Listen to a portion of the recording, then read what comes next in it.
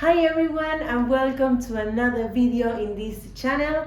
My name is Camila and I am ready to work on your English with you. Tu inglés mejora hoy.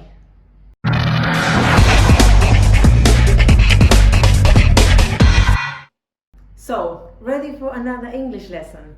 First, let me invite you to subscribe to this channel so we can stay connected and you don't miss any piece of information I have to share with you. As the previous video, we are going to be speaking in English 100% of the time, so I hope you can train your listening skills as well as learning something new together. Ready? We are going to start right now. So today's topic is about verbs plus ing, the ing form of the verbs. For example, going, waiting, answering, walking, running, calling. In which situations shall we use the verbs in this form? Today I'm going to share with you 3 situations or 3 structures in which you need to use verbs with ing. So let's go with situation or structure number 1. Continuous tenses.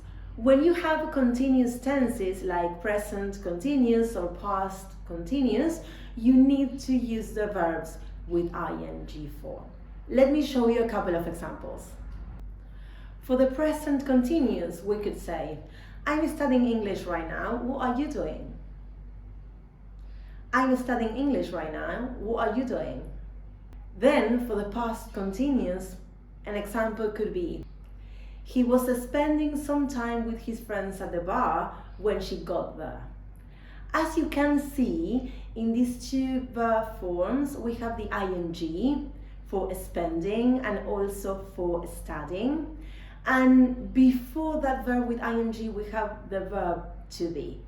Then, of course, we can use the ing form in more complex verb tenses, for example, present perfect continuous. It could be something like, I've been waiting for you for an hour, where have you been?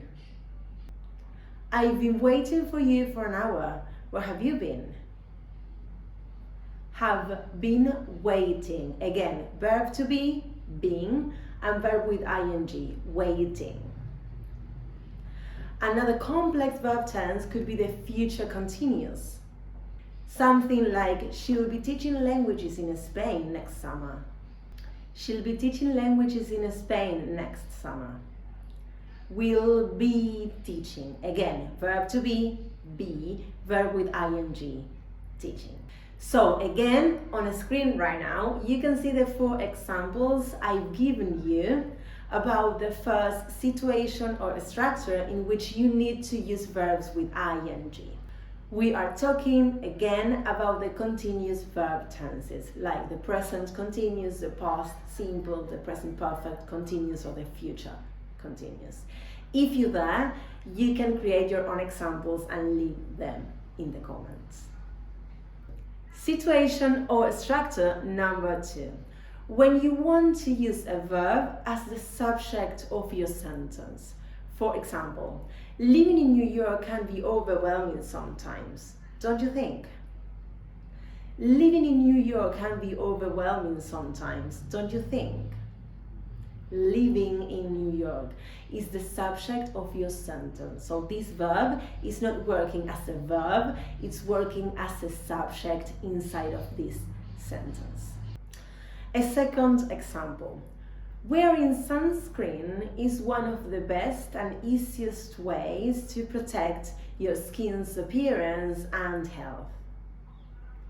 Wearing sunscreen is one of the best and easiest ways to protect your skin's appearance and health. Again, wearing sunscreen is gonna be the subject of your sentence. Wearing is not working as a verb in the sentence, it's working as a subject, like a noun. And a third and final example could be, choosing between brands must be a difficult task for a well-known celebrity. Choosing between brands must be a difficult task for a well-known celebrity. So there you have situation or extractor number 2 when you use a verb with ing because you are using it as the subject of your sentence. So in this sentence, the verb with ing is not working as a verb, it's working as a noun, as the subject of your sentence. Ready for situation or structure number 3? You need to use verbs with ing when you are writing them after a preposition. So if you have a preposition plus a verb, most of the times, like more than 90% of the times, you will need to use a verb in the ing form. Let me give you an example. She should keep on trying until she passes the exam. She should keep on trying until she passes the exam. Example number 2. Jenny gave up swimming last year because her coach had been too hard on her. Jenny gave up swimming last year because her coach had been too hard on her. Third and final example. I'm perfectly capable of doing it by myself, but thank you. I'm perfectly capable of doing it by myself, but thank you. So there you go, 3 examples. Keep on trying, gave up swimming, capable of doing. In each of the sentences, you can see the verb with ing right after the preposition. So, in a quick summary, today we talk about 3 different situations or structures in which you need to use a verb with ing. On the first situation or structure, we talk about continuous verb tenses like present continuous or past continuous, where you need to use the verb to be plus another verb with ing. For example, she was studying English when you arrived home. Was studying. The verb to be plus another verb with ing. In the situation or structure number 2, we talk about verbs that are working as subjects in your sentences. They are not working as verbs, they are working as nouns because they are going to be the subject of your sentence. For example, cooking healthy food is the best choice you can make for you and your family. Last but not least, in the third situation or structure, we talk about verbs with ing when they are after a preposition, which works like in 95% of the cases.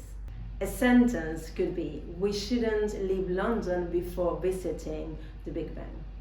That's all for today. We've talked about 3 different situations or structures in which we need to use verbs with ing, but please remember, these are not the only and unique structures that exist. I hope the lesson has been useful for you. Remember, you can leave your own examples in the comments to share them with me. And again, subscribe to the channel so we can stay connected. See you soon in the next English video. Bye!